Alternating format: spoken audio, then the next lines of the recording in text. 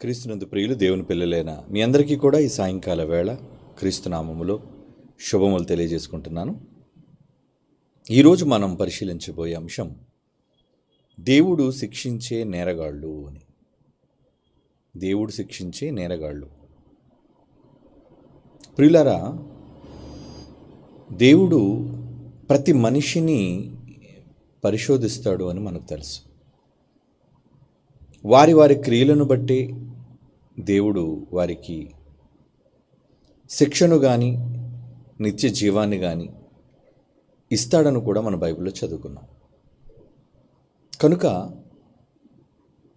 ప్రతి మనిషిని దేవుడు నిష్పక్షపాతంగా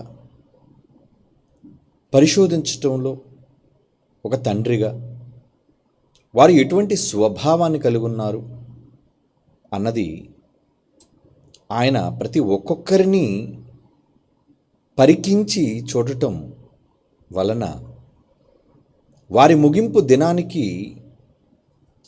వారికి ఎటువంటి తీర్పును ఇవ్వాలి అన్నది దేవుడు నిర్ణయిస్తాడు. కనుక వారు చనిపోయే సమయానికి ఎవరు నేరస్తులుగా ఉన్నారు, ఎవరు నిర్దోషులుగా ఉన్నారు అన్న విషయాన్ని దేవుడు వారి ముగింపు దినానికి తీర్పు తీరుస్తాడు. ధనవంతుడు చనిపోయి పాతాళానికి పోయాడు అంటే వాడు మరణానికే దేవుడు వాడిని నిర్ణయించాడు ఎక్కడికి వెళ్ళాలి వాడని. అలా నిర్ణయించడానికి వాని క్రియలే కారణం. అంటే భూమి మీద మనుషులందరూ పొగిడిన, మనుషుల దృష్టిలో యోగ్యుడుగా కనబడిన, ఒక ప్రజానాయకుడుగా ఉన్నా, ఒక శాస్త్రవేత్తగా ఉన్నా, ఒక సోషల్ వర్కర్గా ఉన్నా, ఒక సామాజిక నేతగా ఉన్నా, ఏ స్థాయిలో ఉన్నా అతడు నేరగాడా కాదా, దేవుని చట్ట ప్రకారంగా నేరస్తుడా కాదా అన్నదానిపైన దేవుని తీర్పు ఉంటుంది. ఇది మానవ సమాజానికి తెలియటం లేదు. వారు చనిపోయే నాటికి ఎలా ఉండాలో అన్నది వారు ఎరుగకపోవటం వలన తాము బ్రతుకు దినాలలో నిర్లక్ష్య వైఖరిని వాళ్ళు అవలంబిస్తూ చనిపోయే నాటికి దేవుని చేతిలో నేరస్తులుగా ముద్రింపబడి నరకాగ్నికి జారిపోతున్నారు కోట్ల మంది అని ఇప్పటికే చనిపోయిన చాలామంది ఎరుగక చనిపోయారు. కానీ దేవుడు ముందుగా తన మాటల ద్వారా మనల్ని హెచ్చరిస్తున్నాడు. ఈరోజు మీరు ఈ మాట వినగలుగుతున్నారు అంటే దేవుడు ముందుగా మీకు హెచ్చరికలు జారీ చేస్తున్నాడు అంటే మీరు అదృష్టవంతులు, ముందుగా ఎరుగగలుగుతున్నారు అని గ్రహించాలి. కనుక దేవుడు దేనిని బట్టి మనుష్యులను నేరస్తులుగాను నిర్దోషులుగాను తీర్పు తీరుస్తాడు అన్న దాని గురించి మనం బైబిల్ని పరిశోధిస్తే ఒక మాట మన బైబిల్లో చదువుకుని ముందుకు వెళదాం. అది సామెతల గ్రంథం 12వ అధ్యాయం చూద్దాం. సామెతల గ్రంథం 12వ అధ్యాయం 2వ వచనాన్ని చూడండి ప్రియులారా. సామెతల గ్రంథం 12వ అధ్యాయం 2వ వచనం, సత్పురుషునికి యెహోవా కటాక్షము చూపుంచును. సత్పురుషుడు అంటే వాక్య సంబంధంగా నడుచుకునే పురుషుడు. అంటే పురుషుడు అన్నాడు కనుక ఇక్కడ పురుషులనే స్త్రీలను గురించి కాదనుకోకండి, మనుష్యుల కోసం చెబుతున్నాడు ఇక్కడ. సత్పురుషునికి యెహోవా కటాక్షము చూపును, దురాలోచనల గలవాడు నేరస్తుడని ఆయన తీర్పు తీర్చును. జడ్జిమెంట్ అంటున్నాడు చూడండి. ఎప్పుడట నేరస్తులుగా ఆయన తీర్పు తీరుస్తాడు? దురాలోచనల గలవాడు అంటున్నాడు చూడండి. దురాలోచనలు గలవాడు అంటే మనం హృదయాలలో ఆలోచనలు ఉంటాయి, అందులో మంచివి చెడ్డవి కోకొల్లలుగా ఉంటాయి. అయితే ఆలోచనలలో మనుష్యులను నేరస్తులుగా గుర్తించే పరిస్థితి దేవుని దగ్గర మాత్రమే ఉందండి. ఈరోజున్న ఆధునిక చట్టాలలో లేదు.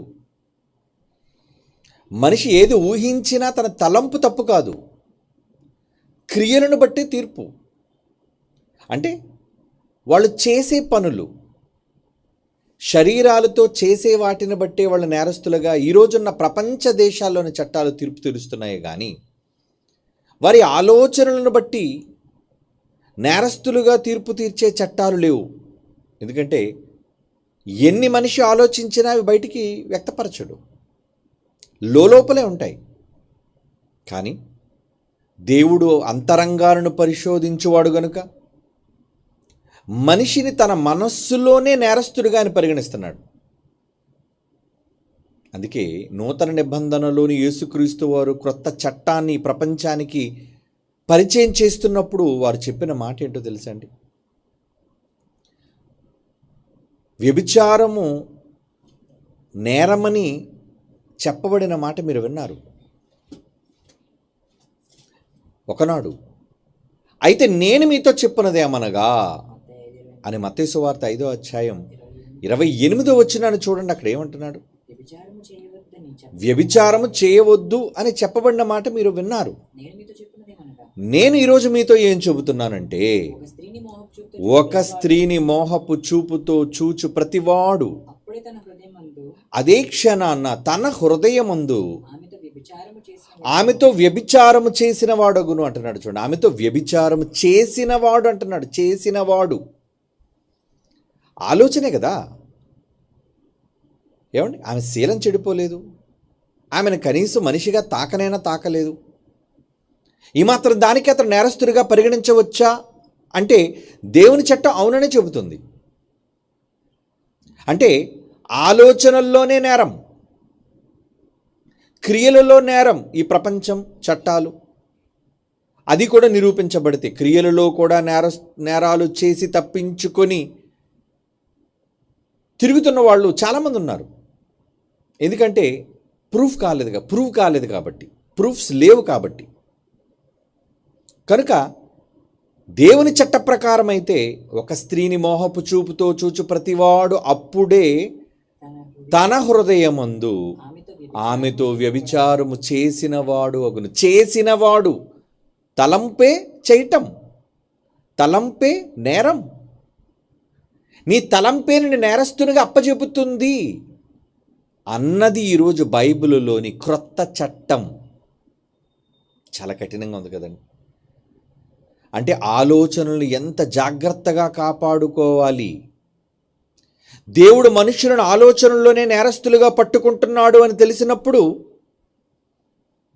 ఏమండి, ఎంత జాగ్రత్త పడాలి మానవ జాతి, తలంపులలో ఎంత భద్రంగా ఉండాలి.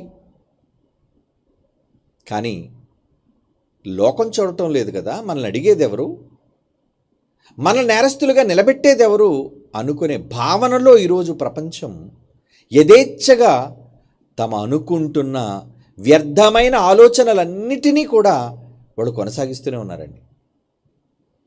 దానికి ఎంతెంత నేరస్తులుగా వాళ్ళు తీర్పు తీర్చబడుతున్నారనేది వాళ్ళకి అర్థం కావటం లేదు. చదవండి, అందుకే ఆ మాట, దురాలోచనల గలవాడు. అంటే దురాలోచన, చెడ్డ ఆలోచన అంటే దేనికి సంబంధించినదైనా, సత్యానికి భిన్నంగా, పాప సంబంధమైనదైనా, బైబిల్కి విరుద్ధమైనదైనా మీ మనస్సుల్లో ఒకవేళ ఉంటే దురాలోచనల గలవాడు నేరస్తుడు అంటున్నాడు. చూడండి, కన్ఫర్మ్ అని ఆయన తీర్పు తీర్చును. జడ్జిమెంట్ అంటున్నాడు. చూడండి, జడ్జిమెంట్. ఆల్రెడీ ఆయన సింహాసనం నుంచి తీర్పు వచ్చేసింది. ఏంటి ఆ తీర్పు అంటే, యువర్ అ కల్పరేట్, అంటే నువ్వు నేరస్తుడవు.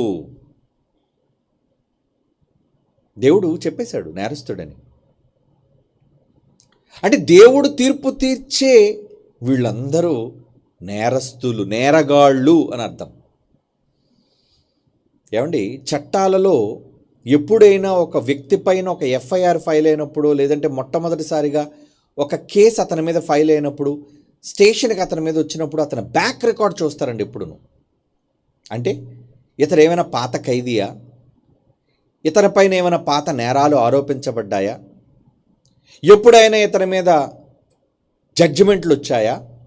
చూస్తారండి. సో దానిని బట్టి కూడా ఆ వ్యక్తి పైన పోలీసు వాళ్ళ ఇన్వెస్టిగేషన్ అనేది ఉంటుంది, దర్యాప్తు. ఏమంటే ఆల్రెడీ ఇతను ఒక మర్డర్ కేసులో ఇన్వాల్వ్ అయ్యి ఇతనికి శిక్ష కూడా పడింది. ఇంచుమించు ఒక 10 ఏళ్ళు జైలు శిక్ష అనుభవించి తరువాత బయటికి విడిచిపెట్టబడ్డాడు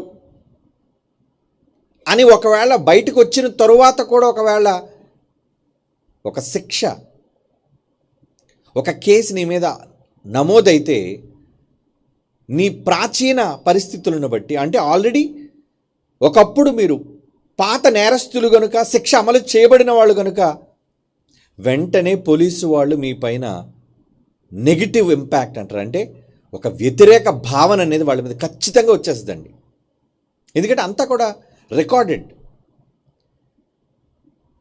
ఒకవేళ విశాఖపట్నంలో ఒక నేరస్తుడుగా పరిగణించబడినా అంత ఆన్లైన్ అయిపోవడం వల్లండి, ఇండియా దేశంలో ఎక్కడ ఎఫ్ఐఆర్ నమోదైనా ఆన్లైన్ రికార్డ్స్లో చూపించేస్తుంది. అది నువ్వు ఏ రాష్ట్రంలోకి వెళ్ళి, ఏమంటే నేను ఆంధ్రావాడిని కనుక ఎక్కడో నేను బీహార్లోనో అస్సాంలోనో ఎక్కడికో వెళ్ళి అక్కడ నేను తప్పు చేసి అక్కడ నేను నేరస్తుడిగా పరిగణించబడినంత మాత్రాన ఆంధ్రాలో తెలియదు అనుకుంటే కాదు.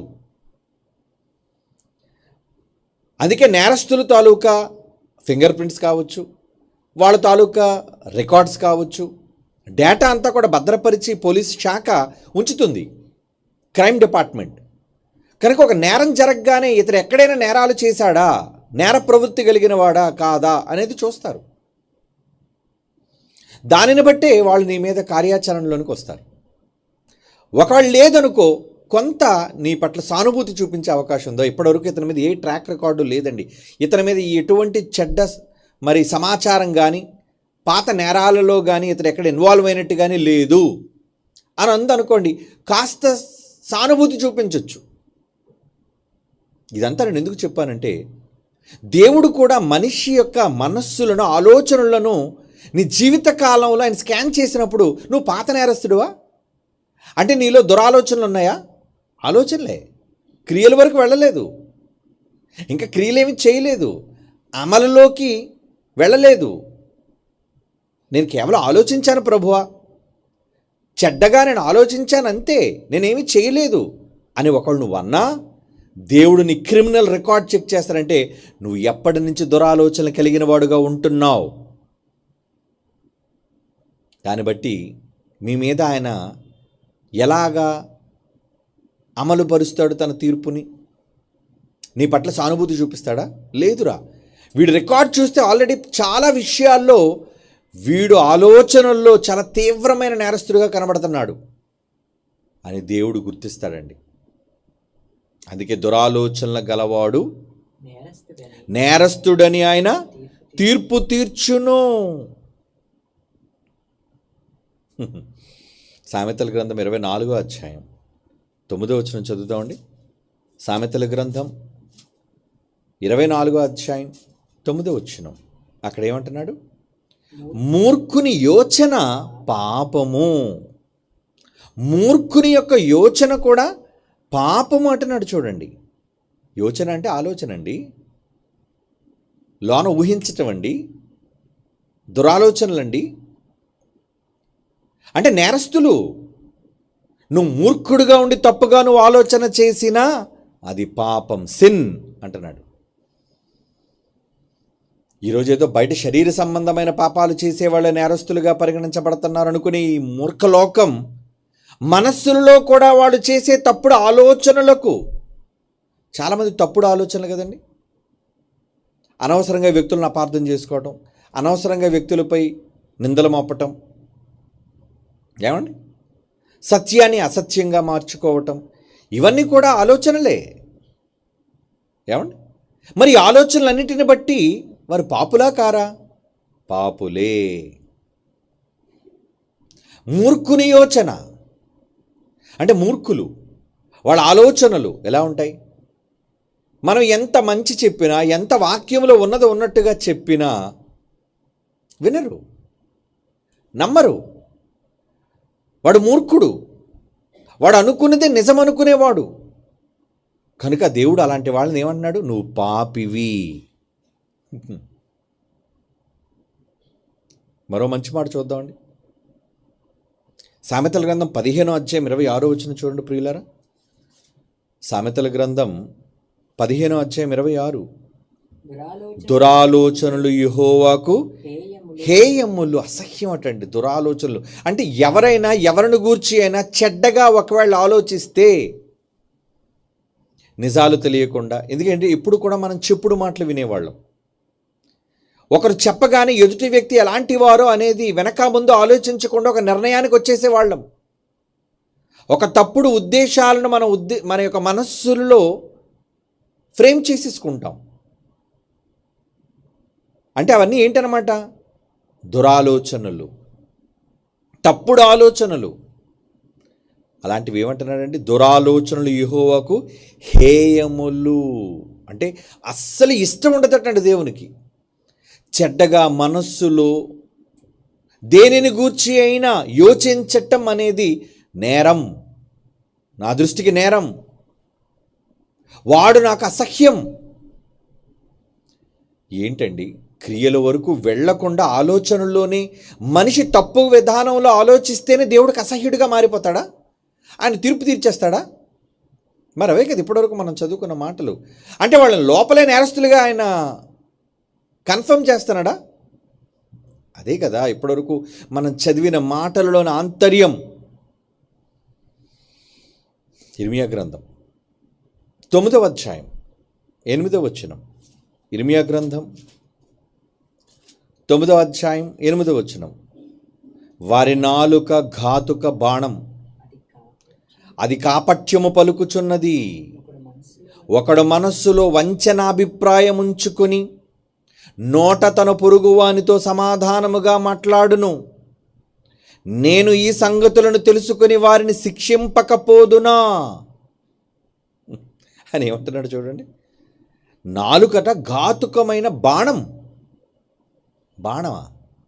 అవును, మాటలతోనే కదండి ఈరోజు సమాజం అంతా, ముఖ్యంగా సోషల్ మీడియా అంతా కూడా, అది ఏ మతానికి చెందిన వాళ్ళైనా, ఏ వర్గానికి చెందిన వాళ్ళైనా, చివరికి ఏ రాజకీయ పార్టీకి చెందిన వాళ్ళైనా, ఈరోజు వాళ్ళ మధ్య జరిగే మాటల యుద్ధం,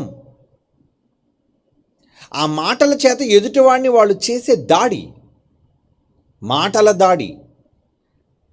దాన్ని ఏమంటున్నాడు? ఘాతుక బాణం అంటున్నాడు చూడండి. వారి నాలుక ఘాతుక బాణం, అది కాపట్యము పలుకుచున్నదంటే వారి లోపల ఉన్న కపటమైన విషాన్ని అది బయటకు చిమ్ముతుంటుంది. నువ్వు సోషల్ మీడియాలోకి వచ్చావంటే నీ మాట ఎవరికి మేలు చేసేదిగా ఉండాలి? సమాజానికి మేలు చేసేదిగా, మరి ముఖ్యంగా దేవునికి ఉపయోగపడేదిగా ఉండాలి. కానీ ఈరోజు మెజారిటీ ఎక్కువ మంది ఒకరి మీద ఒకరు మాట్లాడుకోవడం, ఒకరి మీద ఒకరు దుమ్ము ఎత్తిపోసుకోవటం, ఒకరిపైన ఒకరు బురద చల్లుకోవటం. చూడండి, ఈరోజు వ్లాగులు చేసేవాళ్ళు కావచ్చు. ఏమండి, నేను క్రైస్తవుల గురించి మాట్లాడలేదండి. ఇతరులు చూడండి, చాలామంది వాళ్ళ ఫోటోలు వీళ్ళు పెట్టుకొని వాళ్ళ మీద మాట్లాడడం, వీళ్ళ ఫోటోలు వాడుకొని కపటంగా మాట్లాడడం, బురద చల్లటం, ఇదంతా చాలా కామన్ అయిపోయింది ఈరోజు.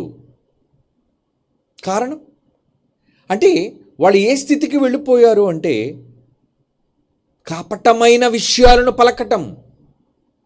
వాళ్ళ హృదయంలో కపటత్వంతో నిండిపోయింది.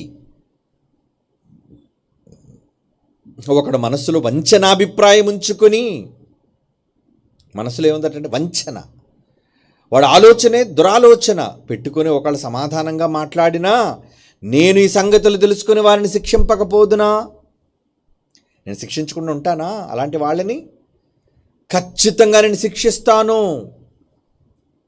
అంటే వాళ్ళ మనస్సులో చెడ్డగా అనుకొని చెడ్డగా మాట్లాడితే వాళ్ళు నా దృష్టికి నేరస్తులే, నేరగాళ్లే. వాళ్ళని శిక్షించకుండా ఉంటానా? వాళ్ళ నేరస్తులుగా నేను గుర్తించకుండా ఉంటానా? దేవుడు అంటున్నాడండి, ఖచ్చితంగా నేను వారిని నేరస్తులుగా గుర్తిస్తాను. ఇటు జనులకు నేను ప్రతిదండన చేయకుందునా, ఇదే యెహోవా వాక్కు, ఇది నా మాట. దేవుడు ఎందుకు ఇంత కఠినంగా చెబుతున్నాడు? మాట జారేటప్పుడు, మాట విసిరేటప్పుడు, ఎదుటి వాళ్ళని నిందించేటప్పుడు చాలా ఆచి తూచి మాట్లాడాలి. నోరొద్ద కదా అని ఎలా పడితే అలా మాట్లాడకూడదు. అది మనుషుల దగ్గర ఒకళ్ళు చెల్లుతుందేమో, కానీ దేవుని దగ్గర అస్సలు చెల్లదు. ఎందుకంటే దేవుడు ఆల్రెడీ ఒక వార్నింగ్ బైబిల్లో ఇచ్చాడు. మనుషుడు పలుకు వ్యర్థమైన ప్రతి మాటకు లెక్క చెప్పాలి. నువ్వు చెప్పే ప్రతి పదానికి లెక్క అడుగుతాను నిన్ను. ఎన్ని మాటలు మాట్లాడుతుంటామండి మనం. మన మనస్సులో దురుద్దేశం రావాలే కానీ ఎదుటి వారి మీద ఎంత విషం కక్కుతాం. అవకాశం వస్తే ఎంత చెడ్డగా మనం మాట్లాడుతాం. ఒకసారి మీలో మీరు మీ అంతరాత్మలతో ప్రశ్నించుకోండి. ఎవరెవరి మీద ఎప్పుడెప్పుడు కపటంగా మాట్లాడారో, వంచనగా మాట్లాడారో, దురభిప్రాయాన్ని వెళ్ళబుచ్చారో, చెడ్డవాటిని మాట్లాడారో ఉంటారండి. ఈ మెజారిటీ ఎక్కువ మంది 99.9% మంది ఇలాంటి వాళ్ళేనండి. బయటికి మంచిగానే కనబడతారు, సమాజంలో గొప్పవాళ్ళుగానే కనబడవచ్చు, కానీ వాళ్ళ వంచన అభిప్రాయం మనస్సులో ఉంది. కాబట్టి దేవుడు అన్నాడు, వరే నువ్వు నేరస్తుడురా, నిన్ను నేను శిక్షిస్తా, తీర్పు తీరుస్తా, నా దృష్టిలో నువ్వు నేరస్తుడివే అంటే. అలాంటప్పుడు మాట నోట రాక మునుపు హృదయములో ఉన్నప్పుడే, మాట పలికిన తర్వాత నేరస్తుడు అవ్వటం వేరు.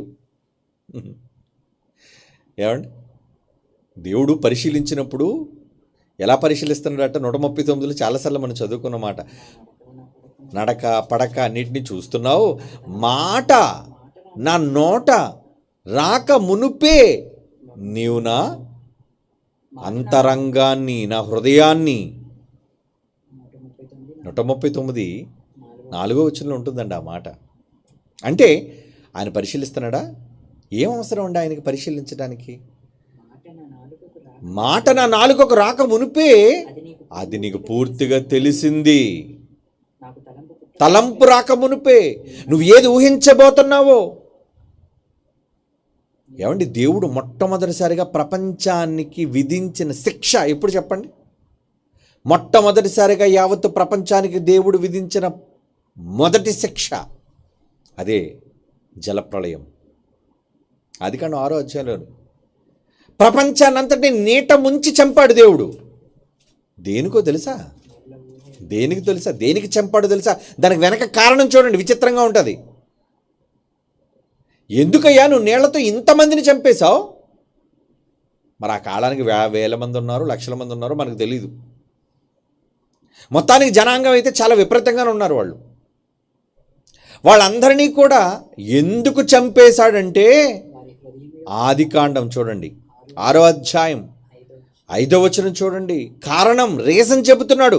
ఎందుకు నేను నీట ముంచి ఊపిరాడక చంపానంటే, ఒకేసారి ప్రాణం తీయటం వేరండి, నీళ్లలో ఊపిరాడక చావటం అంటే చిన్న విషయం కాదండి. ఏమండి, ఊపిరాడక చావడం అంటే చిన్న విషయం అండి? ప్రాణం పోతుంటే, ఊపిరి అందకపోతుంటే, ఊపిరందక గిలగిల గిలగిల తన్నుకు చావటం అంటారు దాన్ని. ఊపిరందక కొట్టుకొని చావడం అంటారు దాన్ని. అది చాలా ప్రమాదకరమైన చావండి. సడన్గా ప్రాణం పోయి హార్ట్ అటాక్ వచ్చి ప్రాణం పోతే వేరండి, కానీ నీట మునిగిపోతున్నప్పుడు, నీళ్ళ లోపలికి వెళ్ళిపోతున్నప్పుడు, ఊపిరి అందకపోతున్నప్పుడు ఆ కలిగే ఉక్కిరి బిక్కిరిలో ప్రాణం పోతుందా ఉంటుందా అనే ఆ పరిస్థితి. ఏమండి, ఎప్పుడైనా ఒకసారి అలా నీటిలో మునిగిపోయి పైకి తేలినోళ్ళు తెలుస్తుందండి ఎంత ఉక్కిరి బిక్కిరి అవుతారు. లేదంటే ఒకసారి మీ బకెట్లో బాత్రూంలోకి వెళ్ళి ముక్కు మూసుకొని అలా బుర్రలో నీటిలో పెట్టండి, ఎలా ఉంటుందో. ఒక నిమిషం ఉండడం కష్టం, ఒక నిమిషం 60 సెకండ్లు ఉండడం కష్టం చాలామంది. అలాంటిది దేవుడు ప్రపంచాన్ని ఊపిరాడక నీళ్లలో ముంచి చంపాడంటే దానికి రీజన్ చెప్తున్నాడు చూడండి.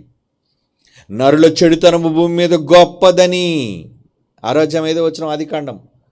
నరుల చెడుతనం భూమి మీద గొప్పదని, వారి హృదయం యొక్క తలంపులలోని ఊహ అంతయు ఎల్లప్పుడూ కేవలం చెడ్డదని యెహోవా చూచి అంటున్నాడు చూడండి. నేరస్తులుగా ఎందుకు చేశాడు? ఆ రోజున్న నోవహు సమయానికి ప్రపంచంలో ఉన్న మానవాళ్ళందరినీ నేరస్తులుగా ఎందుకు తీర్పు తీర్చాడో తెలుసా? వారి హృదయం యొక్క తలంపులలోని ఊహ, ఆలోచనలు చెడ్డవాట. మొట్టమొదట అది చూశాడు దేవుడు. అంటే లోపలే చెడిపోయారా మీరంతా? మీ ఆలోచనలోనే చెడిపోయారు మీరంతా, మీ ఆలోచనలోని నేరస్తులు మీరంతా.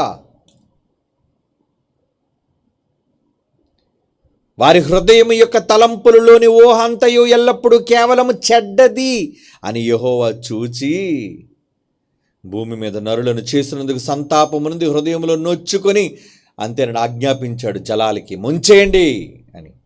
ముంచేశాయి. అంత క్రూరంగా మనుష్యులను చంపడానికి గల కారణం వాళ్ళ హృదయములోని తలంపులలోని ఊహ కాదా? చెప్పండి. అంటే వాళ్ళంతా ఎందుకు నేరస్తులయ్యారన్నమాట? శరీరంతో చేయడం సంగతి తర్వాత, శరీరంలో ఉత్తమలని నేను అంటం లేదు, కానీ దానికంటే ముందు ఎక్కడ వాళ్ళ నేరస్తులట? ఎక్కడ వాళ్ళ నేరస్తులుగా దేవుడు వాళ్ళని గుర్తించాడు? ఊహ, తలంపులు. ఆ రోజున సమాజాన్ని నీట ముంచి చంపేశారంటే ఈ రోజున సమాజాన్ని ఎప్పుడో చంపేయాలండి.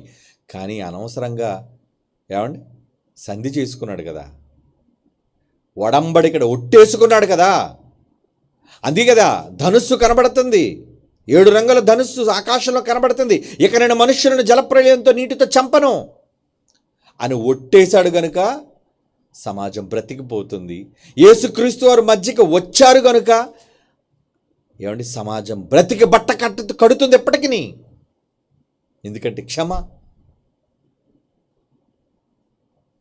ప్రాయశ్చిత్తం, నేరాలకు శిక్ష యేసు తనపై వేసుకున్నాడు గనుక ఈ ప్రపంచం ఇంకా ఇంకా ఇంకా ఊపిరి పోసుకుంటూనే ఉందండి. అది సమాజం ఒప్పుకున్నా ఒప్పుకోపోయినా అది నిజం. చచ్చాకనే తెలుస్తుంది వాళ్ళకి ఆ నిజం. అంటే ఊహ కోసమే చంపేశాడా? ఆలోచన కోసమేనండి ఎంతమందిని చంపేశాడు. నేట ముంచి ఊపిరాడక చంపేసింది ఆలోచనల కోసమే. అవును, ఆలోచనల కోసమే. అంటే దేవుడికి ఆలోచనలు అంటే ఎంత కోపం, హృదయంలో తప్పుగా ఆలోచిస్తే ఎంత కోపం. అస్సలు నచ్చదండి. ఏమండి ఎవరైనా మన కోసం చెడుగా మాట్లాడుతున్నారని వింటే మనకి ఎంత కోపం వస్తుందండి. ఏమండి మీకోసం పలానా వ్యక్తి చెడ్డగా మాట్లాడుతున్నాడు లేదా పలానా వ్యక్తి చెడ్డగా మాట్లాడుతుంది అని వాళ్ళ కోసం తెలిస్తే మనం చూస్తే ఎంత కోపం వస్తుందండి వాళ్ళ మీద. దేవుడు కూడా మనుష్యులు తమ మనస్సులలో తలంపులలో చెడ్డ ఆలోచనలు ఉంటే అంత మండిపోతుంటాడండి ఆయన. మంట, చంపేయాలి. దేవుడు కఠినుడు, తండ్రి కదా. చంపేయడం ఆయన దృష్టికి నేరమేం కాదు. ఆయన పెట్టిన ప్రాణం తీసేసే రైట్ ఆయనకుంది, చంపేస్తాడు. ఆత్మకు చావులేదు కదా, శరీరానికే కదా ఎడబాటు. ఎందుకు చంపాలి అనుకుంటున్నాడు అంటే కేవలం వాళ్ళ దురాలోచనలు.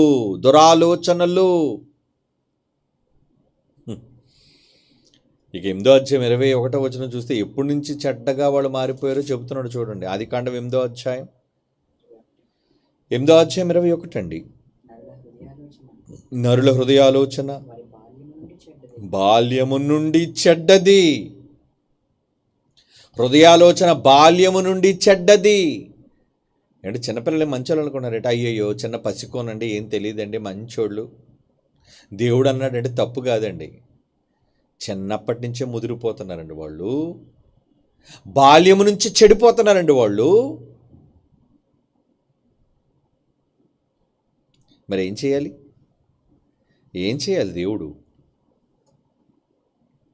దేవుడికి నచ్చనిది హృదయంలో చేసే దురాలోచన, తప్పుడు ఆలోచన, అప్పుడే నువ్వు నేరస్తుడివి. నువ్వు చిన్నవాడివైనా పెద్దవాడివైనా, స్త్రీవైనా పురుషుడివైనా, నీ హృదయంలో ఒక తప్పుడు ఆలోచన తలంపు వచ్చింది అంటే నువ్వు నేరస్తుడివే, నేరస్తురాలివే ఆయన దృష్టికి.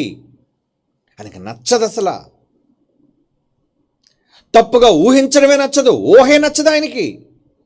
ఊహే కదయ్యా నేను చేశాను, ఆలోచనే కదా, ఎవరితో చెప్పలేదు కదా, నాలో నేనే అనుకున్నాను కదా, అనుకున్న తప్పు ఆయనకి. అపవాదిని ఎందుకు తోస్తాడు చెప్పండి. నేను మహోన్నతునితో నన్ను నేను సమానునిగా చేసుకొందును అనుకుందట. యెషయా గ్రంథంలో మనం చదువుకున్న మాట. అనుకున్నావు, నువ్వు లోపల అనుకున్నావు. 14వ అధ్యాయం యెషయా గ్రంథం 14వ వచనం అండి. మహోన్నతునితో నన్ను సమానునిగా చేసుకొందును అని నీవు మనస్సులో దురాలోచన అక్కడ ప్రారంభమైంది. నీవు పాతాళములో నరకమున మూలకు తోసేసాను నేను. అందుకే అంటే దేవుడికి మనసులో అనుకుంటే ఎంత కోపం అండి. అందుకే అనుకోవద్దు. ఏదైనా అనుకునేటప్పుడు ఆలోచన చంపేయండి లోపల. దేనికోసమైనా అనుకుంటే దేవుని కోపం రగిలిపోతుంది. ఒకళ్ళు తప్పైతే, మీరు అనుకునే ఆలోచన విరుద్ధమైనది అయితే దేవుడి కోపం నీ మీద, నీ కుటుంబం మీద మండిపోద్ది. ఆలోచనలు తెంపేయి, తుంచేయి, చెడ్డ ఆలోచనలు తీసేయి.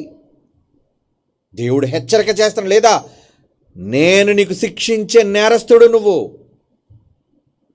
నువ్వే నేరస్తుడివి. నేను పసివాడిని ప్రభువా, అయినా నేరస్తుడివే.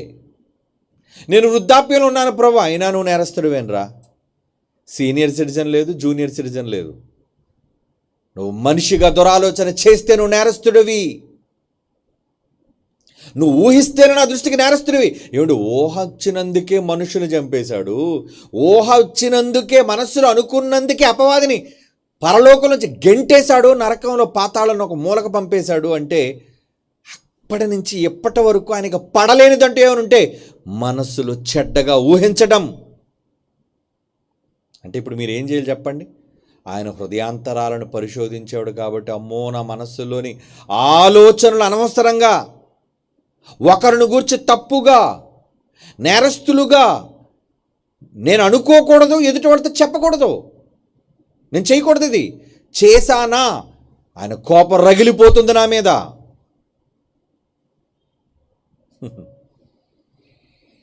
సామెతల గ్రంథం 6వ అధ్యాయం. దేవుని మనసు చూడండి. సామెతల గ్రంథం 6వ అధ్యాయం 14వ వచనం నుంచి చదువుతున్నానండి. సామెతల గ్రంథం 6వ అధ్యాయం 14 నుంచి. వాని హృదయం అతి మూర్ఖ స్వభావము గలది, వాడెల్లప్పుడూ కీడు కల్పించుచు జగడములు పుట్టించును. కాబట్టి ఆపద వాని మీదకి హఠాత్తుగా వచ్చును, వాడు తిరుగు లేకుండా ఆ క్షణమందే నలుగగొట్టబడును. అమ్మో, ఏంటండి దేవుని యొక్క శిక్షలు ఎలా ఉన్నాయి? వాని హృదయం అతి మూర్ఖ స్వభావం గలది, వాడెల్లప్పుడు కీడు కల్పించుచు జగడములు పుట్టించును. కీడు కల్పిస్తాడట, ఎదుటివాడికి ఆపద కల్పించాలనుకుంటాడట, కుటుంబాల మధ్య, వ్యక్తుల మధ్య వైరాన్ని పెట్టాలి అనుకుంటాడట, తప్పుడు మాటలు మాట్లాడాలి అనుకుంటాడట. అలా మాట్లాడాలనుకుంటే 15వ వచనంలో అన్నాడు, కాబట్టి అలా మాట్లాడాలనుకున్నాడు, కాబట్టి జగడాలు కల్పించాలి అనుకున్నాడు, కాబట్టి వానికి ఏమొస్తుందట? ఆపద వాని మీదకి హఠాత్తుగా వచ్చినప్పుడు వాడు తిరుగు లేకుండా ఆ క్షణమందే నలుగగొట్టబడును. క్రష్ అయిపోతాడు వాడిక, చచ్చిపోతాడు వాడిక, నాశనానికి వెళ్ళిపోతాడు వాడిక. అంటే కోపంతో దేవుడు అలాంటి వాళ్ళకి విధించే శిక్ష, దేవుడు శిక్షించే నేరగాళ్ళు. ఎప్పుడో పాతాళంలో శిక్షించడం సెకండరీ, తర్వాత. కానీ ఇక్కడ వేస్తున్నాడు కదా ముందు శిక్ష. భూమి మీద అందరినీ ఊపిరాడకుండా చంపేశారంటే శిక్ష కాదా? చచ్చాక అందరూ ఎక్కడికి పోయి ఉంటారు? స్వర్గానికి కాదు, నెమ్మది పొందే పరదేశం కాదు, పాతాళం. ఇక్కడ శిక్ష వేశాడు.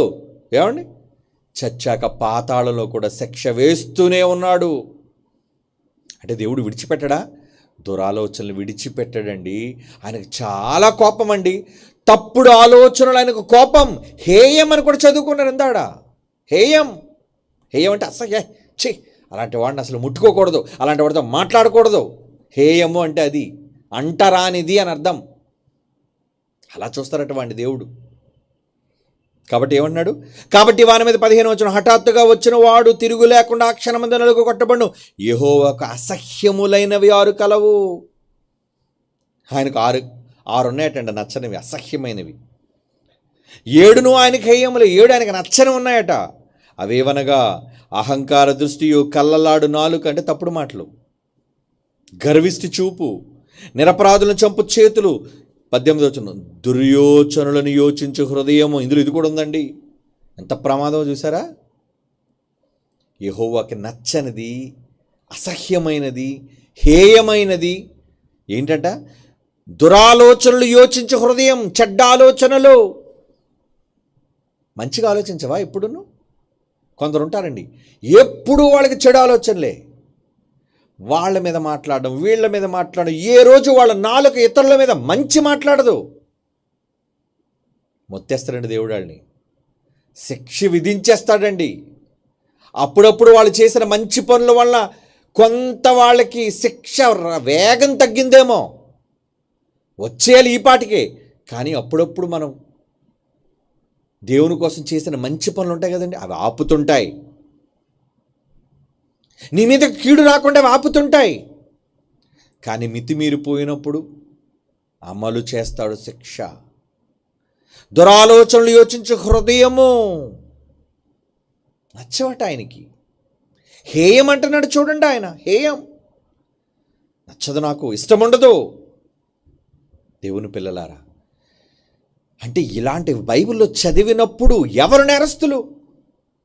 కనిపించే ప్రతి వాడిని నేరస్తుడిగా చూసే మనం, వీడు చెడ్డవాడు ఆమె చెడ్డదని ప్రతిసారి చెప్పుకునే మనం, మన ఆలోచనలే దేవుని దృష్టికి నేరస్తులుగా మనం నిలబడుతున్నాయనే సంగతి తెలుసా?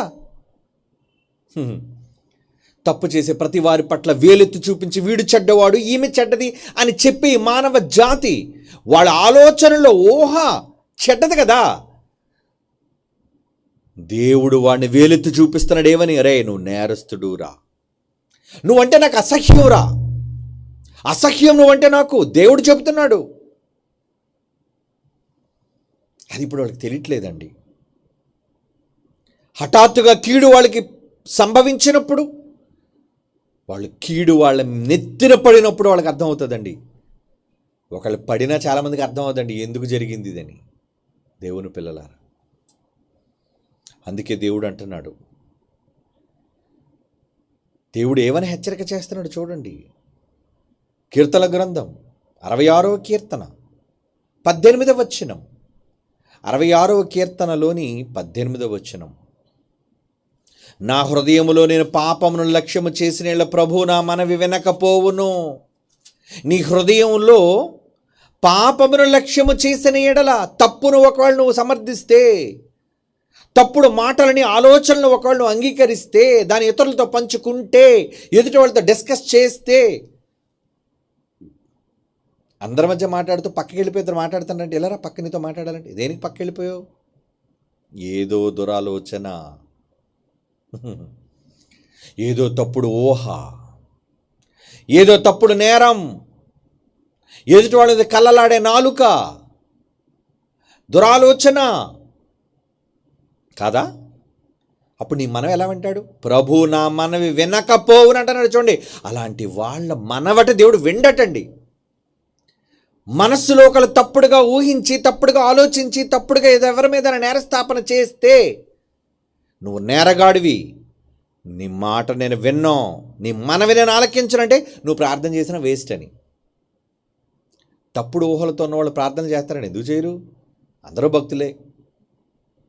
నిలబడి ప్రార్థన, కూర్చొని ప్రార్థన, మోకాళ్ళేసి ప్రార్థన, భోజనం దగ్గర ప్రార్థన, ప్రార్థన ప్రార్థన ప్రార్థన అలవాటు అయిపోయింది. కానీ వింటాడా? నీ మనం వింటాడు అనుకున్నావా? ఒకవేళ నీ హృదయం పరిశుద్ధమైనదైతే, ఎవరి గురించి తప్పుడు ఆలోచన లేకపోతే నీ మనం వింటాడు. నువ్వు ప్రార్థన చేయి. కానీ నీ మనస్సులో ఒకళ్ళ కపటంతో నిండుకొని, ఎదుటి వాళ్ళ మీద పగ ద్వేషంతో నిండిపోయి, ఒకళ్ళు నువ్వు మోకాళ్ళ నుంచి కాదు కదా కన్నీళ్లు కార్చి ప్రార్థన చేసినా నీ మనవి వినడు. అదే అంటున్నాడు, ప్రభు నా మనవి వినకపోవును. మరి ప్రార్థన చేసే వాళ్ళందరూ ఎప్పుడైనా దీని గురించి ఆలోచిస్తారా? నువ్వు అడిగే ముందు నీ హృదయం ఎలా ఉందో, నీ అంతరంగం శుద్ధిగా ఉందో లేదో చూసి అడుగు. ఎంత ఎవరండి ఆలోచిస్తారు? నేను ప్రార్థనా పరుడును, ప్రార్థనా పరురాలని చెప్పుకొని గొప్పగా బేరాలు పలికే లోకం అండి ఇది. కొందరైతే మోకాళ్ళు చూపిస్తారు మాటి మాటికి. దేనికి? అక్కడ మచ్చలు ఉన్నాయా లేదా, ఏమండి కాయ కట్టిందా లేదా, ఏమండి మోకాళ్ళు కాయ కట్టడం కాదు, మోకాళ్ళ మీద చేతులు మోచేతుల మీద మచ్చలు రావటం కాదు. ముందు నీ హృదయం మీద మచ్చ లేకుండా చూసుకో. ఎందుకంటే దాని నిండా చెడ్డ తలంపులు, వాళ్ళ మీద వీళ్ళ మీద తప్పుడు మాటలు, తప్పుడు వ్యాఖ్యలు. అందులో సోషల్ మీడియా వచ్చిన తర్వాత చూడండి, ఒక మంచి ప్రసంగం కూడా దాని మీద ఒక చెడ్డ కామెంట్ పెడతాడు, ఒక మంచి పాట మీద కూడా ఒక చెడ్డ కామెంట్ పెడతాడు, ఒక మంచి వ్యక్తి మీద కూడా ఒక తప్పుడు పోస్ట్ పెడతాడు. ఎవరిళ్ళు? వంచనగాళ్ళు. మళ్ళీ అందులో క్రైస్తవులు కాదనుకుంటారా? ఎక్కువ పెట్టేది క్రైస్తవులే. బయటోడంటే వాడు ఎలాగ భక్తి లేనివాడు, దేవుడు నమ్మనివాడు, విడిచిపెట్టండి. ప్రభువుని నమ్మారని చెప్పుకున్న వీళ్ళే లేరా? చూడకుండా తప్పుగా మాట్లాడడం, చూడకుండా ఎదుటివాడి మీద బురద చల్లటం, ఇవన్నీ ఏంటి? దురాలోచనలు. నువ్వు నేరస్తుడు దేవుని దృష్టికి. నీ మనం అంగీకరించడు, నీ హృదయం శుద్ధిగా లేదు. అందుకే పాట ఏమి రాశాను తెలుసా అండి? నీ నేత్రం కోసం రాస్తూ 3వ చరణం రాశానండి. హృదయ శుద్ధితోనే దేవుని చూస్తావురా. ఈ కళ్ళతో అన్నీ చూడడం కాదు. దేవుని నిజంగా నువ్వు చూడాలనుకుంటే ఏం శుద్ధి కావాలి? హృదయ శుద్ధి.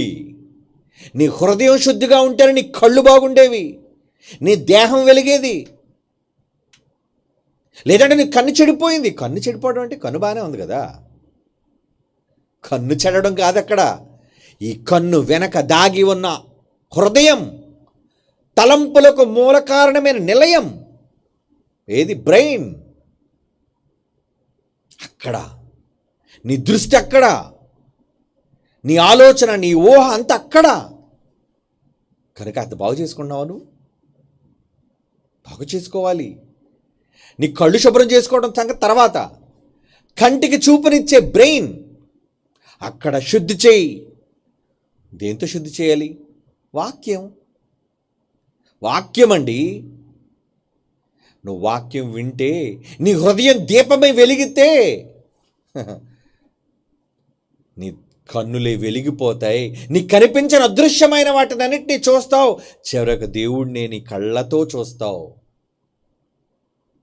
సమాజానికి ఈ సబ్జెక్టులు పాటల రూపంలో చెప్పిన అర్థమవుతున్నాయా? ఎవరో పాటలండి, మనకు అనవసరం అనుకుని పోయేవాళ్ళు చాలామంది. ఏమండి? కానీ మన ప్రతి పాట ఒక పాఠం, సబ్జెక్ట్. ఎవడండి క్రైస్తవ సమాజంలో ప్రతి పాటలో మనంత సబ్జెక్ట్ ఇచ్చాడు ఎవడున్నాడు చెప్పండి? నోబడీ. ఒకళ్ళు ఉన్న మన తర్వాతే ఉంటారు ఎవరైనా. ప్రతి పాటలో ఇన్ఫర్మేషన్. మిగతా వాళ్ళ పాటలని ఎప్పుడు దేవుడు పొగడ్డమే. ఇప్పుడు కావలసింది దేవునికి కాదు, పొగట్ట.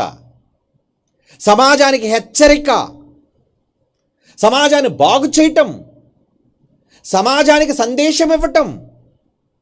అంతేగాని దేవుణ్ణి పొగడ్డం కాదు. ఆయన పొగడ్డానికి కోట్ల మంది దేవదూతలు ఉన్నారు.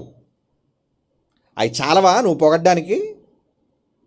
క్రైస్తవ సమాజంలో పాటలు ఎప్పుడు దేవుణ్ణి పొగడ్డానికి మాత్రమే కాదు. పొగుడు తప్పులేదు, కానీ నువ్వు పాట పాడాల్సింది, అందులో నువ్వు అందించాల్సింది ఏంటో తెలుసా? ఎదుట వానికి హెచ్చరిక. కొత్త నిబంధన అదే చెప్పింది. చాలాసార్లు మీకు చెప్పాను. పాట ద్వారా ఏం చేయాలి? ఒకరినొకడు హెచ్చరించుకొనిచ్చు. ఈరోజు పాటల్లో ఎక్కడున్నాయి హెచ్చరిక? సమాజానికి హెచ్చరికలు ఎక్కడున్నాయండి? హెచ్చరికలా? దేవునికి పొగట్టలు ధూపం, దేవునికి గొప్పలు అవే దేవునికి. కానీ బైబిల్ ఏం చెప్పింది? ఒకరినొకడు కీర్తనలతో. చూద్దాం, ఎఫెసీయులకు రాసిన పత్రిక 5వ అధ్యాయం 19వ వచనం చూడండి. సమాజానికి మంచి చెబితే పట్టదు. మీరు విన్నా వినకపోయినా నమ్మేవాడికి చెప్పి తీరుతాం. వినకపోతే పో, డోంట్ కేర్. నేను విన్నాను అంటే పోరా, నేను ఎవడు బతిమాడు. సత్యం చెబుతున్నాం, ఇది డైమండ్ అన్నాం, బతిమాడు బాబు డైమండ్ తీసుకో బాబు, నీకు అవసరమైతే డబ్బు పెట్టి కొనుక్కుంటావు. ప్రజలలో ఎలాంటి వాళ్ళంటే దుష్టులు, మూర్ఖులు, సందర్భానుసారమైన జ్ఞానము లేనివాడు, బైబిల్లో ఏమాత్రం ఓనమహాలు కూడా రానివాడు. సువార్త కోసం సువార్తకు డబ్బులు ఎందుకు అన్నాడు ఒక మూర్ఖుడు. అలాంటి సన్నాసులు చాలామంది ఉన్నారులేండి. సువార్తకు డబ్బులు అక్కర్లేదా అంటే ఊరకనే మైకులు పెడతాడు ఎవడైనా? ఊరకనే స్టేజ్ కడతాడా? ఇవన్నీ ఖర్చు పెట్టకుండా డబ్బులు, ఒక కరపత్రం వేయాలి, స్టేజ్ కట్టాలి, ఏమండి వచ్చిన వాళ్ళకి భోజనం పెట్టాలి. నువ్వు సువార్త ప్రకటించడానికి వెళుతున్నావు అంటే ధనంతో పని లేదా? అంటే ఎవడరా బస్ ఎక్కిస్తాడు నేను ఫ్రీగా? నేను సువార్త కొరకు బయలుదేరానంటే బస్సు ఎక్కిస్తాడు కండక్టర్ నిన్ను. నేను సువార్త కోసం విమానం ఎక్కుతున్నానంటే ఎవడు ఎక్కిస్తాడు నేను విమానం? ఎవడికి పెడతాడు చెప్పు ఉచితంగా పెట్టుబడి? ఎవడో పెట్టడో. ప్రతిదీ ఖరీదు పెట్టి కొనాలి. నువ్వు తినే తిండి, ప్రయాణం చేసే ప్రయాణ సౌకర్యం అన్నీ నీకు రావాలి అంటే ఖర్చు ఉంటుంది. సువార్తకు డబ్బులు ఎందుకండి? పిచ్చి సన్నాసులు, బైబిల్ తెలియదు వాళ్ళకి. ఏమండి? మరి యేసుక్రీస్తు వారు దగ్గర ఎందుకు డబ్బు సంచి ఉంది? అదే ఇస్కరియోతు దగ్గర పెట్టారు కదా, ఎందుకు? ఏమంటే ఆయనకు కూడా క్యాషియర్ అవసరమా? మరి ఆయన వెళుతున్నప్పుడు ఆయన దగ్గర డబ్బు ఖర్చు ఉండొద్దా? ఆయన దేవుడు కాబట్టి ఆయన సృజించేస్తాడంటే ఎక్కడ సృజించాడు? ఎక్కడో 5,000 మందికి ఆహారం పెట్టినట్టు ఉంది. కానీ ఏమండి, ప్రతి పూట కూర్చొని శిష్యులారు అందరూ కూర్చొని కమా నేను ప్రార్థన చేస్తాను కడుపు నిండిపోద్ది అన్నాడా? మరి శిష్యులు ఊర్లోకి వెళ్ళారా? రొట్టెలు కొనుక్కొని తెచ్చారా? ఆహారాన్ని కొనుక్కొని తెచ్చారా? సమరయ స్త్రీతో మాట్లాడుతున్నప్పుడు అంటే డబ్బులు అక్కర్లేదా? మరి ఈ పిచ్చి సన్యాసులు వాగుతారు, సువార్తకు డబ్బులు ఎందుకండి? మరి డబ్బు సంచి ఎందుకండి? అపోస్తుల దగ్గర ఉందండి. పౌలు గారు ఎందుకండి డబ్బులు కూడా పెట్టారు? దేనికి? కోటీశ్వరుడు అయిపోవడానికి కాదు. నా నిమిత్తము, నాతో ఉన్నవారి నిమిత్తము ఇదిగో ఈ చేతులతో కష్టపడి ధనాన్ని ఖర్చు పెడతాను. డబ్బు కావాలి. డేరాలు కుట్టైనా డబ్బులు సంపాదించైనా ఖర్చు పెట్టాలి. నాకు ఎంతోమంది సాయం చేశారు, మరి నేను సంపాదిస్తుందో నాకు సరిపడటం లేదు కనుక ఎఫప్రోతుమని చాలామంది సంఘాల నుంచి నాకు పంపించారు. ఎంతోమంది కొరింథీ పట్టణం వాళ్ళు కానీ దెసలోనిక వాళ్ళు కానీ ఎన్నోసార్లు నా సహాయానికి ఆపదల్లో వాళ్ళు ఆదుకున్నారు. మరి ఇవన్నీ ఏంటి? డబ్బులు పంపించిన వాళ్ళు ఉన్నారు, బట్టలు పంపించిన వాళ్ళు ఉన్నారు, ఏమండి వస్తువులు పంపించిన వాళ్ళు ఉన్నారు. అంటే ఏవి ఉపచారం లేకుండా డబ్బులు ఖర్చు లేకుండా ఫ్రీగా చెప్పేస్తావు నువ్వు? అయిపోద్దా? అన్నవాడికి కనీస జ్ఞానం కూడా లేకుండా మాట్లాడుతుంటారు ఈ మూర్ఖులు. పట్టించుకోకండి. అందుకే ఇలాంటి దుర్మార్గులైన వాళ్ళు పట్టించుకోకండి, మూర్ఖులైన వారిని పట్టించుకోకండి. దేవుని పిల్లలారా, ఒక పాట ద్వారా మనం ఇచ్చే సందేశంలో ఏముండాలో తెలుసా? జ్ఞానం, సబ్జెక్ట్. దేనికి? అదే ఇప్పుడు మనం చదువుకుంటున్నమాట ఎఫ్సి పత్రిక 5:19. ఒకరినొకటి కీర్తనలతోనూ సంగీతములతోనూ ఆత్మ సంబంధమైన పాటలతోనూ హెచ్చరిక.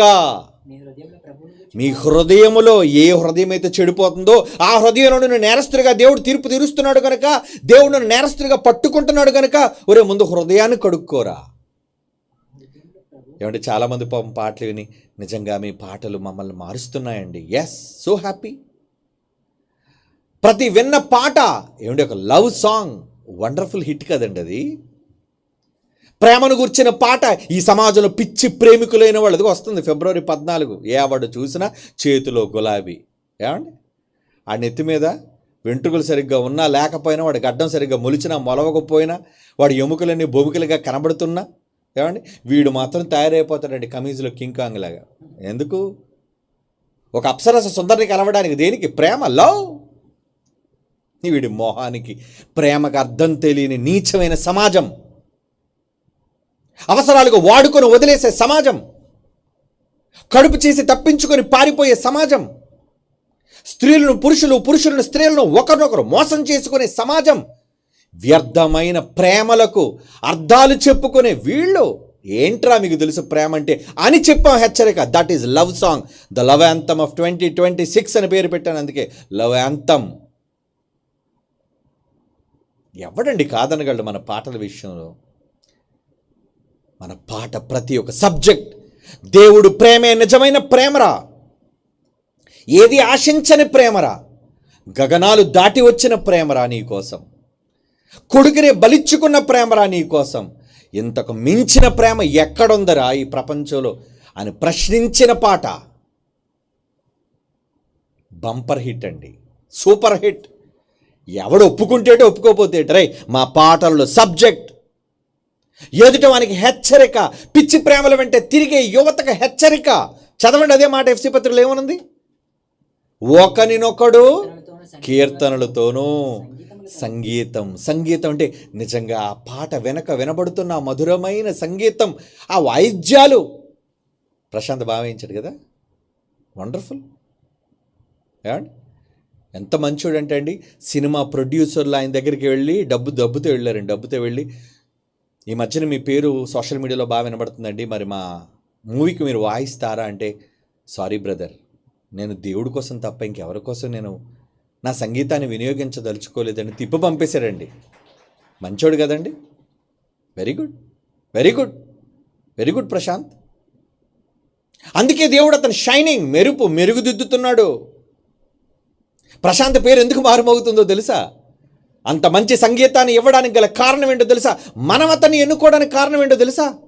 ఏదో నాకు బంధువు అవుతాడని కాదు, నా భార్య తరపున బంధువు అయితే అవ్వచ్చు, కానీ ముందు అతని క్యారెక్టర్, అతని స్వభావం నచ్చింది. Very good. దేవుని కోసం పట్టుదలతో నిలబడ్డావు నాన్న. వాయించు, మా పాటలకు వాయించు, రాజీ పడకుండా చెయ్యి. బావగారు ఇలా చేస్తానండి, చెయ్యి. బావగారు ఇన్స్ట్రుమెంట్స్ వాయిస్తానండి, వాయించు. బావగారు కోరసలు పాడిస్తానండి, పాడించు నాన్న. వెళ్ళిపోయాడు, చెన్నై వెళ్ళిపోయాడు, పాడించాడు. దాని అవుట్పుట్ ఎలాగుందో మీరు చూడండి. ఒక్కొక్క పాటలో నిజంగా ఇయర్ ఫోన్స్లో హెడ్ ఫోన్స్ పెట్టుకుని వింటుంటే అండి, ఆ ఎంత అందంగా మ్యూజిక్ అంతా వాయించాడు. అలాగే నా కుమారుడు ధర్మశాలి, ఏది డబ్బులు తీసుకోకుండా, ఏమండి, నేను ఇవ్వక ముందే అన్నింటినీ చేసేసాడు, తర్వాత ఇచ్చానులేండి. కానీ దేవుని కోసం పట్టుదల.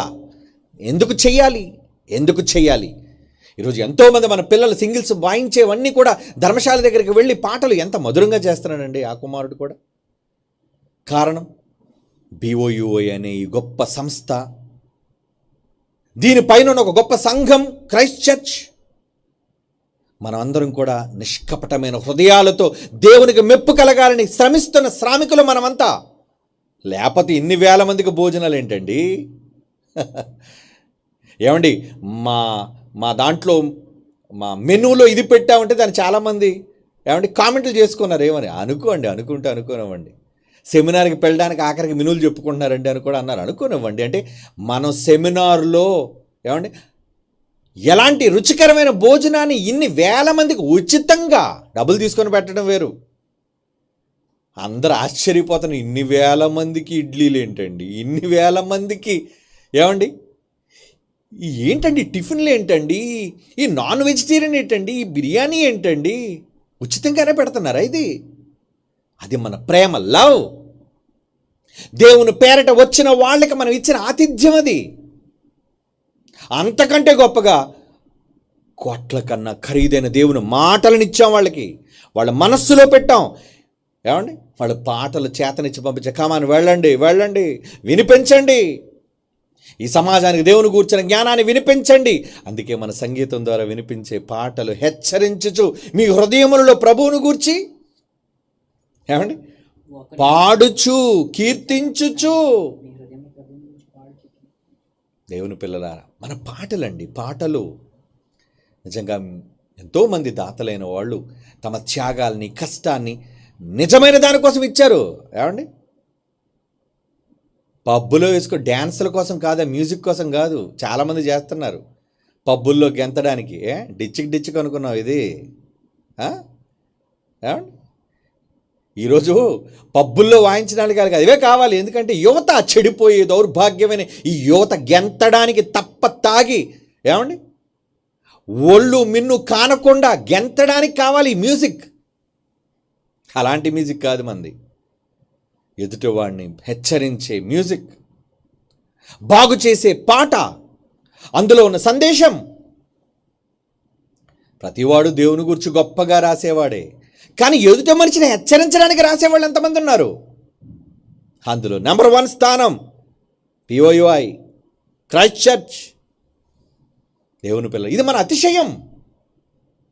ఇది అతిశయంగా మనం చెప్పుకోవచ్చు. కారణం వి స్టాండ్ ఫర్ ట్రూత్, అంటే సత్యానికి స్తంభం. ఈ మాట అంటే తట్టుకోలేకపోతున్నారు చాలామంది. అంటే మేము సత్యానికి స్తంభం కాదా? అరే అసత్యం రా మీదంతా. అసత్యం మీద కట్టుకున్నారు. మీ పాటల అసత్యం, మీ సంఘాల అసత్యం, మీ బోధల అసత్యం. అబద్ధ బోధకుల కోసం చెప్తున్నాను. సత్యం కోసం నిలబడ్డావా? నిలబడు, దేవుణ్ణి నిలబెడతాడు. తప్పుడుగా మాట్లాడతావా? శిక్షిస్తాడు నిన్ను. అవునా? నేరస్తుడు నువ్వు. తప్పుగా మాట్లాడుతున్నావుగా, ఒక మంచిని విమర్శిస్తున్నావుగా, ఒక మంచిదాన్ని నువ్వు చెడుగా సమాజంలో చూపిస్తున్నావుగా, శిక్ష పడుతుందిరా నీకు, కన్ఫామ్, రాసిపెట్టుకో. నీకు, నీ ఫ్యామిలీకి ఎఫెక్ట్ అవుతుంది, అది నీ కుటుంబానికి కూడా వస్తుంది అది. దేవుని పిల్లలారా, చదువుదాం. జకర్యా గ్రంథం 8:17 జకర్యా గ్రంథం 8:17 తన పొరుగు వాని మీద ఎవడనూ దుర్యోచన యోచింపకూడదు, ఇవన్నీ నాకు అసహ్యములు, ఇది యెహోవా వాక్కు అంటున్నాడు. చూడండి, ఎందుకురా మాటికి పొరుగు వాళ్ళ మీద పడతావు? నీ కామెంట్లు పొరుగువాడి మీద పెడతావు, నీ పోస్టులు పొరుగువాడి మీద పెడతావు, నీ మాటలు పొరుగువాడి మీద పెడతావు, నువ్వు నోరిప్పితే ఎదుటివాడి మీద మాట్లాడతావు. నీకు వాక్యం లేదు నీ నోట. ఎందరో ఉన్నారు అలాంటి నీచులు, దౌర్భాగ్యులు, నికృష్టులు. వాడికి ఉదయం లేస్తే ఎదుటివాడి మీద నిందించడమే వాడి బ్రతుకు తెరువు. మనకు పొద్దున లేస్తే దేవుని గురించి చెప్పడానికి విస్తారమైన మాటలు, దేవుని మాటలు, పాటలు, ఒకటా రెండా? ఎంత సబ్జెక్ట్ మన దగ్గర ఉందండి, ఎంత సబ్జెక్ట్. అందుకే ఏమంటున్నాడు, తన పొరుగు వాని మీద ఎవడనో దుర్యోచన యోచింపకూడదు, ఇవన్నీ నాకు అసహ్యములు అంటున్నాడు. చూడండి, రోమపత్రిక 1వ అధ్యాయం. ఇలాంటి వాళ్ళు, ఎలాంటి వాళ్ళకి తగిన వాళ్ళు దేవుడు చెబుతున్నాడు. పరిశుద్ధాత్మ దేవుని ద్వారా రాయించాడు వాళ్ళకి హెచ్చరిక. ఏమని? రోమపత్రిక 1వ అధ్యాయం 30వ వచనం నుంచి, కొండగాండ్రును అపవాదకులు, కొండగాండ్రు అంటే లేని వాటిని చెప్పటం, పోస్టులు పెట్టడం, కామెంట్ల రూపంలో చేయటం, వీళ్ళకి ఇదే పని. కొండగాండ్రును అపవాదకులు, లేని వాటిని చెప్పడం, అపవాదులు వేయటం, దేవద్వేషులు, హింసకులు, అహంకారులు, బెంకములాడువాడు, చెడ్డవాటిని కల్పించువారు. చెడ్డవాటిని కల్పించడం వీడు పని. ఏమండి? 32వ వచనం, ఇట్టి కార్యములు అభ్యసించేవారు మరణమునకు తగిన వారు అన్నాడు. చూడండి, మరణం. ఎలాగ చచ్చాక మీరు పోయేది నరకమేరా. ఇప్పటికైనా మారండి. మరణానికి తగిన పనుల్లో ఉన్నారు మీరు. ఎందుకంటే దేవుడు శిక్షించే నేరగాళ్ల జాబితాలో ఉన్నారు మీరు. మీ హృదయం చెడిపోయింది, మీ మనస్సులు చెడిపోయి, మీ తలంపులు చెడిపోయి, మారండ్రా అంటున్నాడు దేవుడు. ఇటు కార్యములు అభ్యసించేవారు మరణమునకు తగిన వారిని దేవుని న్యాయవిధిని బాగుగా ఎరిగియుండియు వాటినే చేయుచున్నారు. మానరు వీళ్ళు. ఎందుకంటే రెడీ టు డై, నరకంలో చావడానికి సిద్ధపడిన జాబితా. వినరు ఇంకా వాళ్ళు. మారండ్రని యేసు చెబితే 1వ శతాబ్దంలో ఉన్న సంతతి యోధ జాతి విందా? వినలేదు. శాస్త్రులు పరిశీలి విన్నారా? వినలేదు. అంటే కొందరు మారరు, అందరూ మారిపోతారు అనుకోకండి. మారని జనాంగం ఉంటుంది. వాళ్ళు ఎప్పుడు వ్యతిరేకిస్తూనే ఉంటారు. వ్యతిరేకిస్తారు, చివరికి చస్తారు, నరక శిక్షలోనికి పోతారు. అదే అంటున్నాడు, ఇటు వారికి దేవుని న్యాయ విధి ఉందంటున్నాడు. చూడండి, దేవునికి విధి. మరి ఇప్పుడు ఏం చేయాలి? యెషయా గ్రంథం 55:7 అంటున్నాడు. చూడండి, యెషయా గ్రంథం 55 అధ్యాయం 7వ వచనం, భక్తిహీనులు తమ మార్గము విడవండిరా. ఎప్పటికైనా దేవుడు హెచ్చరిక చేస్తున్నాడు. భక్తిహీనులు తమ మార్గమును విడవవలను, దుష్టులు తమ తలంపులను మానవలను. మానే నీ తప్పుడు ఊహ, నీ తప్పుడు ఆలోచన వదిలే అంటున్నాడు దేవుడు. వారు యెహోవా వైపుకి తిరిగిన ఎడల ఆయన వారి యందు జాలిపడిన. ఎప్పటికైనా మానేరా. పనికిరాని పోస్టులు పెట్టడం, పనికిరాని కామెంట్లు చేయటం, ఎదుటి వాళ్ళ మీద తప్పుడుగా మాట్లాడడం వదిలేసి దేవుని వాక్యం పలుకు, దేవుని జ్ఞానాన్ని చెప్పు, బైబిల్ కీర్తిని చెప్పు, సత్యాన్ని ప్రకటించు. అదే అంటున్నాడు. ఏమంటున్నాడు? వారు యెహోవా వైపుకు తిరిగిన ఎడల ఆయన వారి యందు జాలిపడును, వారు మన దేవుని వైపుకు తిరిగిన ఎడల ఆయన బహుగా క్షమించును అంటున్నాడు. చూడండి, క్షమిస్తాడండి. మంచోడండి ఆయన. ఎంత పాపినైనా నువ్వు క్షమించే గొప్ప మనసున్నాడండి మన తండ్రి. మీలో ఎవరైనా దురాలోచనలు కలిగిన వాళ్ళు ఉంటే తుడిచేయండి. ఎవరి మీద చెడ్డ ఆలోచనలు పెట్టుకోకండి. ఎవరి మీద పగలతో రగిలిపోకండి. మీ హృదయంలోని కాపట్యాన్ని తుడిచేయండి, సమాధి చేసేయండి. మంచిని చెప్పండి, మంచిని ప్రకటించండి. వాడు చెడ్డవాడు అనుకోండి, దేవుడు తీర్పు తీరుస్తాడు వాడికి. నీ పొరుగునున్న స్త్రీయే కానీ పురుషుడే కానీ చెడ్డవాళ్ళు అయితే దేవుడు వాళ్ళకి తీర్పు తీరుస్తాడు. వదిలేయి. వాళ్ళ కోసం నువ్వు మాట్లాడద్దు, వాళ్ళ కోసం నువ్వు చెప్పొద్దు, నీ టైం వేస్ట్ చేయొద్దు. నీకు ఇవ్వబడిన సమయం, నీకు ఇవ్వబడిన గొంతు, నీకు ఇవ్వబడిన శ్వాస దేనికొందో తెలుసా? ఆయన మాటలు ప్రకటించడానికి. లేదు వినవా? అయితే నువ్వు ఆయన దృష్టికి నేరస్తుడివి. నిన్ను దేవుడు నేరస్తుడిగా తీర్పు తీరుస్తున్నాడు. ఎందుకంటే దుష్టుడు తలంపునిది. మానే ఆ తలంపులు. అదే అన్నాడు కదా మాట్లాడు, దుష్టులు తమ తలంపులను మానవలను. మానేసి దేవుని వైపు తిరిగితే క్షమిస్తాడు. ఛాన్స్ ఇచ్చాడు. ఛాన్స్ ఇచ్చినప్పుడైనా మారాలరా. మారలేదు. ఏమంటున్నాడు? ఆయన శిక్ష అమలు చేస్తాడు. చివరిగా మరలా మొదట చదువుకున్న మాట చదువుకుని ముగించుకుందాం. సామెతలు 12:2 సత్పురుషుని యెహోవా కటాక్షము చూపించును. సామెతల గ్రంథం 12:2 అండి. దురాలోచన గలవాడు నేరస్తుడని ఆయన తీర్పు తీర్చును. దురాలోచనలు గలవాడు, చెడ్డ ఆలోచనలు కలిగిన వాడు, నువ్వు నేరస్తుడవే అని దేవుడు జడ్జిమెంట్ రాస్తాడట నీకు. వద్దండి, దేవుని చేత నేరస్తులుగా, నేరగాళ్లుగా శిక్షింపబడే వ్యక్తుల జాబితాలోనికి మీరు వెళ్ళకండి ప్రియులారా. మిమ్మల్ని ప్రేమించి చెబుతున్నాను, మీరు నా పగవాళ్ళు కారు, మీరు నా సహోదరులు. దేవుడు ప్రేమించి మీకు ఈ మాటలు వినిపిస్తున్నాడు. విని మారండి, కఠినపరుచుకోకండి. హృదయములోని ఆలోచనల్లోని తలంపులలోని ఊహ చెడ్డది, దేవునికి నచ్చనిది. ఊహ వచ్చినందుకే అపవాదిని పాతాళానికి తోసేశాడు. నరుల హృదయంలోని ఆలోచనలు చెడ్డవైనందుకే నీట ముంచి చంపేశాడు. దేవునికి ఊహల్లోని తలంపుల్లోని చెడంటే కోపం. చాలా కఠినమైనది అది. కనుక ఆయన కఠినమైన శిక్షకు గురి కాకండి. మీరు పరులను గూర్చి మంచి మాట్లాడండి. మీ చేతనైనంత వరకు దేవుడు బైబిల్లో రాయించిన మంచిని ప్రకటించండి. God bless you. కళ్ళు మూసుకొని ప్రార్థన చేసుకుందాం. పరిశుద్ధుడైన తండ్రి దేవా, మనుష్యుల హృదయాలలోని కపటంతో నిండిన పాషాణాలుగా మారిన వారి హృదయాలను మీ బండ వంటి మాటల చేత, సుత్తి వంటి మాటల చేత బండలను పగలగొట్టి మెత్తని హృదయాలు చేయాలి అనుకుంటున్నాం. వారి హృదయాలు తెరవండి. వారి హృదయంలోని ఆలోచనలు మీవిగా ఉండేటట్లుగా వారి పట్ల మీ కృపా కటాక్షములు చూపించండి. మా అపరాధములు క్షమించండి. క్రీస్తు వారి పరిశుద్ధ నామములో ఈ ప్రార్థన వేడుకొనుచున్నాము తండ్రి. ఆమెన్.